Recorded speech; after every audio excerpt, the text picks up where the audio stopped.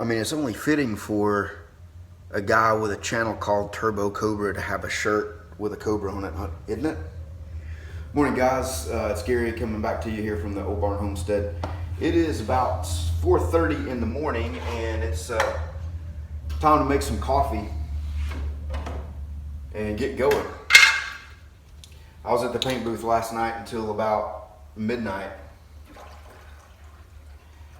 And then I got back here and started, I don't know, sometimes when I stay up late, thinking about stuff, I can't get to sleep, and then I start watching stuff on YouTube. But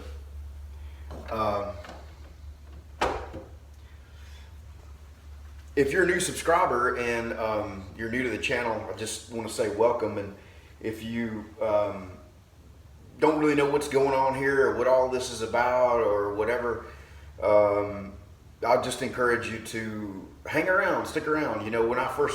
There was a couple times when I first tried to watch, this was a few years ago, the series Breaking Bad.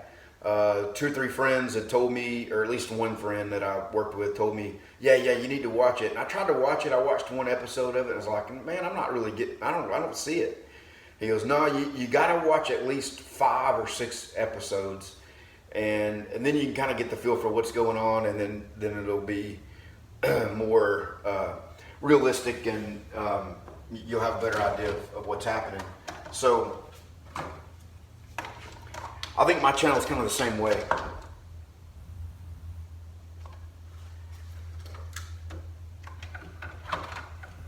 So if you're new and you're like, what is all this about? Again, just hang around, stick in here with me. Maybe it'll eventually make sense, and maybe you'll be able to help me, or maybe you'll be able to learn something here. I don't know who's learning what. I know I probably learn way more from you guys than you do from me, especially some of you guys out there. Had a good conversation with Eformance. He's been a long time, sort of nuisance, pest, troll to my channel, both of my channels. No, I'm just kidding. He does kind of get right to the point, and he does not mess around. He's kind of like Eco Mouse or Brian Block. Those guys, they'll just call you straight up on something, and they don't really, they're really helpful. They're really trying to be helpful. They're not trying to be overly trollish. But Eformance is an IT guy, and he is very crafty at getting information. But when you think about it, his craftiness isn't that crafty, but my phone rang, and it was from an 831 area code, and I was like, okay, I don't recognize this, but I'll just answer it and see who it is. I've given my number out to a few people on YouTube, here and there, just if they needed to call me about something or whatever. So I thought maybe somebody like that was calling her. I've given it out to a couple people I've sold benders to. But I answer the phone, and it's Perry, aka Eformance. And if you have not checked out Eformance yet, he actually has a YouTube channel. I didn't realize it until the other day. For some reason, I just had never clicked back on his name. But he's got a channel. He's got several hundred subscribers. Got several videos up. Got some really cool machines and equipment. So I'll have a link to his channel. Go check him out. But anyway, he had a bunch of different ideas on the plasma cutter issue from a couple of days ago. Then after I got off the phone with him, I stumbled on some more information that leads me to believe that the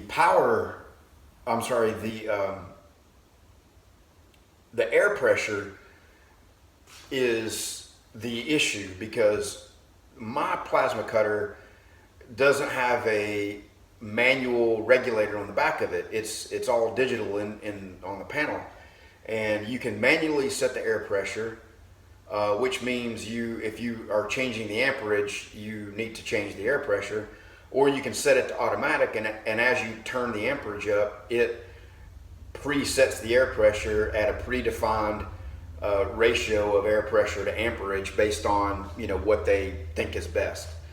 Well, the machine was set to manual, and I had never paid attention to that. I never thought about it, because when I first got the machine and got it hooked up, I just threw a piece of metal on the table and did a little test cut, and it cut. So I thought, hey, well, that, you know.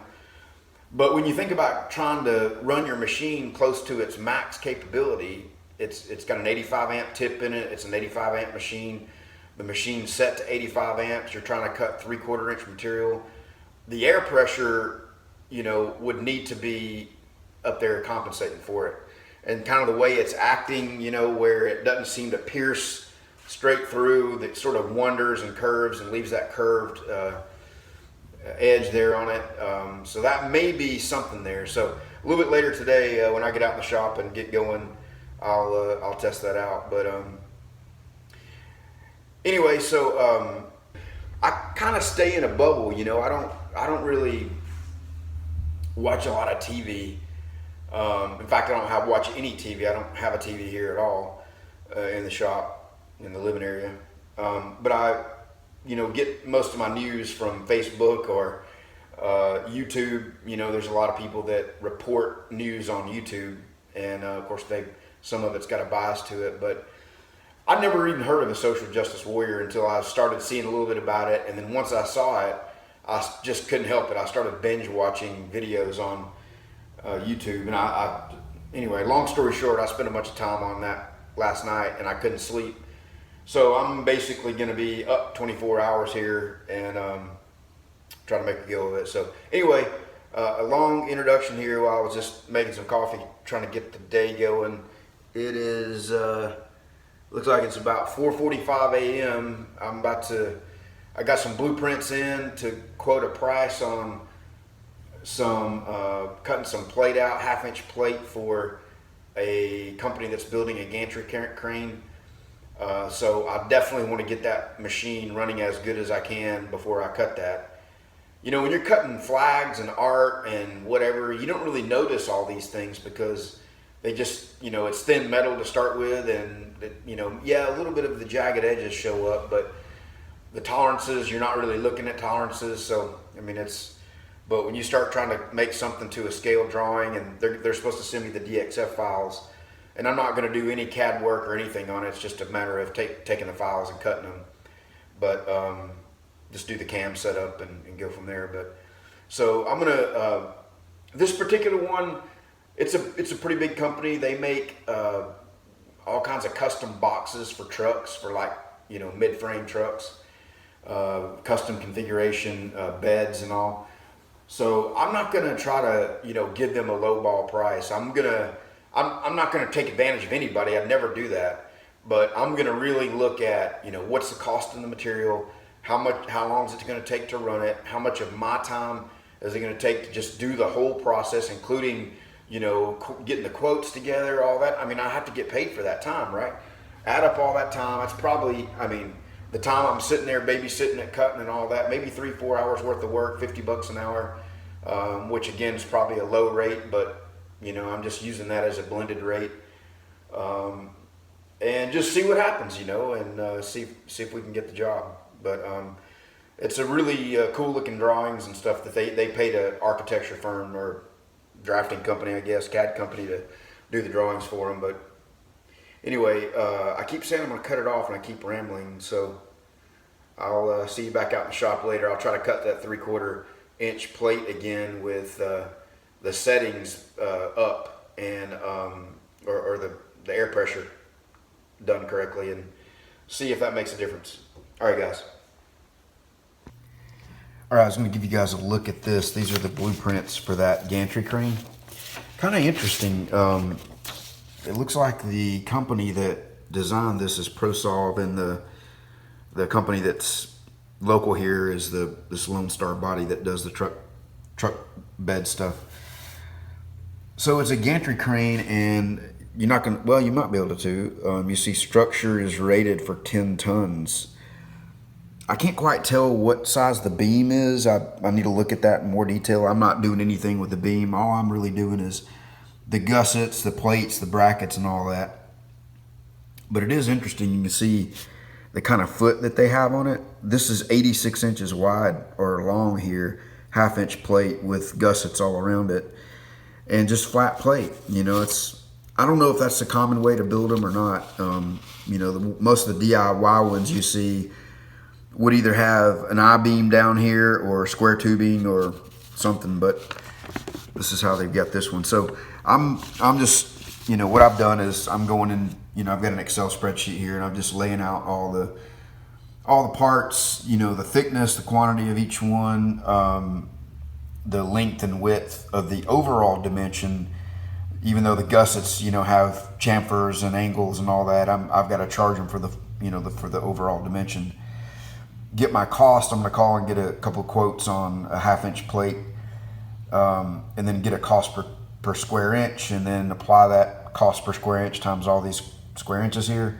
Get a total cost, put a markup on it, and then, you know, have a price to the customer. But here's a question. They've got this gusset. I'm sorry, this lug that they're calling it, which is, let's see, which is going to be, yeah, right there on the bottom of the I-beam, I guess welded to it with a shackle on it, and it looks like a fixed, you know, mounting point there, and that is actually 1 1/4 inch plate, and it's well, you can see the dimensions. It's 4 1/8 inch wide by 9 inches long, and then a large hole there in the center. So you know, obviously I can't cut that on the plasma cutter, but I'm just going to quote that and manually make that. And what I was thinking is that, you know, I could lay this out and bandsaw it to a rough cut, and then belt sand, you know, the edges up to a scribe line. I think that'd be good enough. I think all this stuff, that my machine is accurate enough to get these within a reasonable level of tolerance. You wouldn't think that this stuff would need to be perfect, but we'll see. We'll see how it turns out and how this works out. But I was going to show you that, ask you guys what you thought about those, doing the manual, you know, doing a manual machine job on that lug right there, which really shouldn't be that big of a deal.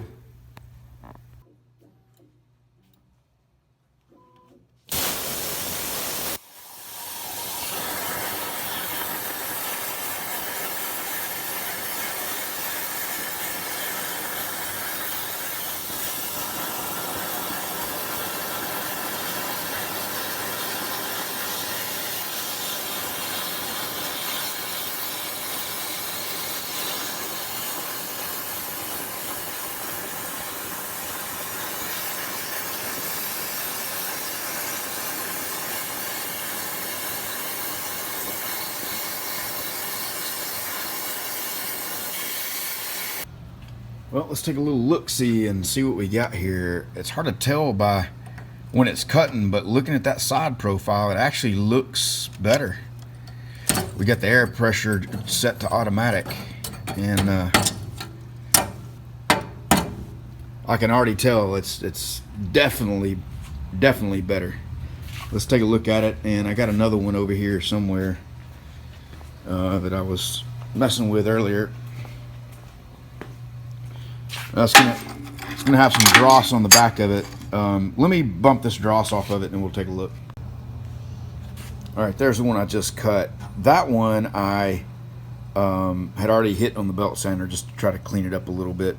But you can look like on the back here and see that that's a lot straighter. See how much of a curve that's got.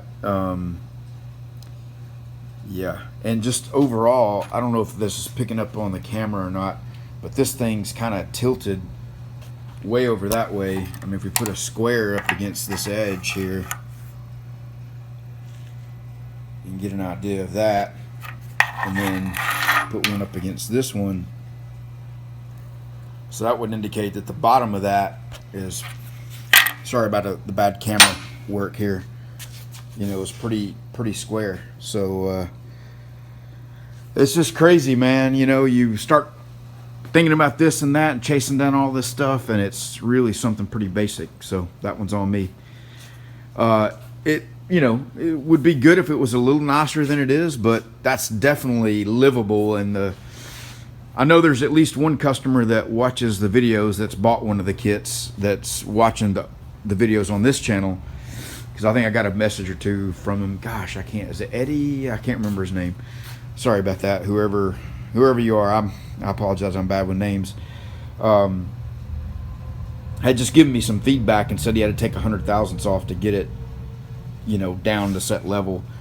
So I apologize that you got one of those early kits, and so the rest of them will be coming with something that looks something like that, and maybe even better. If we can make it better, we'll keep working on it a little bit more. This is on 18 inches per minute. The recommended best cut quality is 24 inches per minute, so I'll try to cut another one on 24 inches a minute and see what that does. This little edge right here is where, as the torch was coming back, the piece that was left, it was sort of dragging into it because it had popped up. So it left a little bit of a jagged edge, but normally that should not. It should have just came on out and did its lead out on it properly. It didn't do it on this one because the torch bumped into the parent piece.